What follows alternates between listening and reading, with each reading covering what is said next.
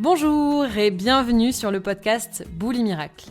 Je suis Kitri et je t'aide à te rappeler que la relation que tu entretiens avec l'alimentation est le reflet de la relation que tu entretiens avec toi-même, avec les autres et avec le monde. Je me sens flasque, je me sens molle, je me sens inapte. Que faire?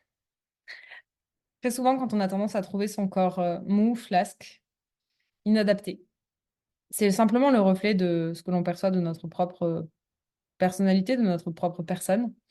Et c'est une invitation à regarder où est-ce qu'on est réellement mou, où est-ce qu'on est réellement flasque et où est-ce qu'on est réellement inapte.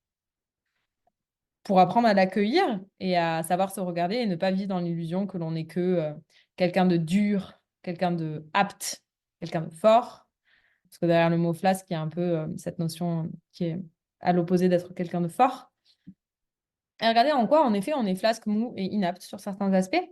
En quoi est-ce qu'on est l'opposé aussi? En quoi est-ce qu'on est dur? En quoi on est apte? En quoi est-ce qu'on est fort?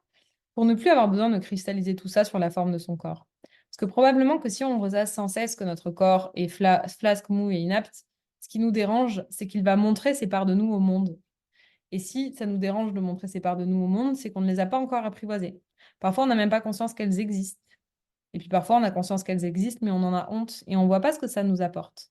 Donc peut-être que tu peux regarder dans chaque instant où tu t'es perçu mou et inapte dans ton comportement, en quoi est-ce que ça a été bénéfique pour toi et pour les autres à ces moments-là spécifiques, pour ne plus être dans le jugement de ces parts-là et pouvoir les utiliser consciemment.